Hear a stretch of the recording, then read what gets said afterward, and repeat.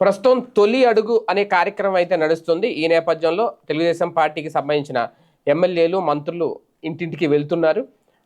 ఈ ఏడాదిలో వాళ్ళు ఎలాంటి సుపరిపాలన అందించారని చెప్పే ప్రయత్నం చేస్తున్నారు. అయితే ఒక్కొక్క చోట మాత్రం ప్రజలు వాళ్ళని ప్రశ్నిస్తున్నారు, నిలదీస్తున్నారు.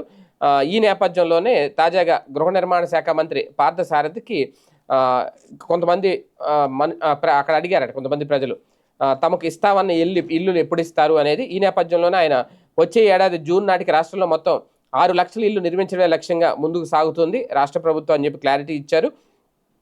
ఇక్కడ కాకినాడ జిల్లా తునిలో ఈ ఈ సంఘటన చోటు చేసుకుంది. అయితే ఈయన చెప్తున్నది ఏంటి అంటే గత ప్రభుత్వ హయాంలో 3,800 కోట్ల రూపాయల కేంద్రం నిధులు దారి మళ్లించారు. వేటికి ఖర్చు చేశారో కూడా తెలియదట. యోగ్యం కాని స్థలాలను గృహ నిర్మాణానికి వైసీపీ ప్రభుత్వం కేటాయించింది. ఇప్పుడు ఆ ఇబ్బందులు అధిగమించడానికి చర్యలు తీసుకోవడంతో జాప్యం జరుగుతోంది. ప్రతిపక్షంగా ఉన్నవారు ప్రభుత్వం ఏం చేయలేదో చెప్పాలి కానీ మీ వస్తే నరుగుతాం రప్పారప్ప అంటూ అనడంలో ప్రజాస్వామ్యం సరైనది కాదు అన్నారు. రాబోయే రోజుల్లో భగవంతుడు ఒకవేళ వీరికి అధికారం ఇస్తే ఏం చేయదలుచుకున్నారో అంటూ మండిపడ్డారు. జగన్ పరామర్శల పేరిట అరాచకం సృష్టించడానికి ప్రయత్నిస్తున్నారని విమర్శించారు. కూటమి ప్రభుత్వంలో ఇప్పటివరకు 2.50 లక్షల ఇల్లు పూర్తి చేయగలిగాము అని చెప్పుకొచ్చారు. చంద్రబాబు నాయుడు గారి కృషితో వివిధ సంస్థలతో 9.50 లక్షల కోట్ల విలువైన ఎంఓఏలు జరిగాయి.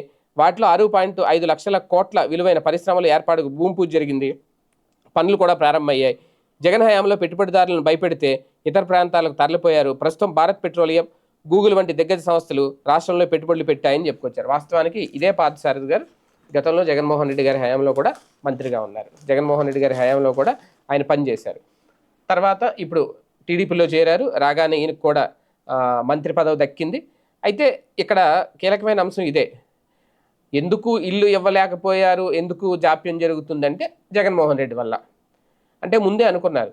ఏదైనా ఎందుకు చేయలేదు అనే ఎవరైనా అడిగితే ఈ తొలి అడుగు కార్యక్రమంలో గతంలో జగన్ తీసుకున్న నిర్ణయాలు, జగన్ చేసిన అప్పులు, జగన్ పాపాలే ఇప్పుడు ప్రభుత్వానికి శాపాలు, అందుకే ఆలస్యం అవుతుంది, మా తప్పేం లేదు అని చెప్పడమే ఒక లక్ష్యం. అదే తొలి అడుగు. ఇప్పుడు అదే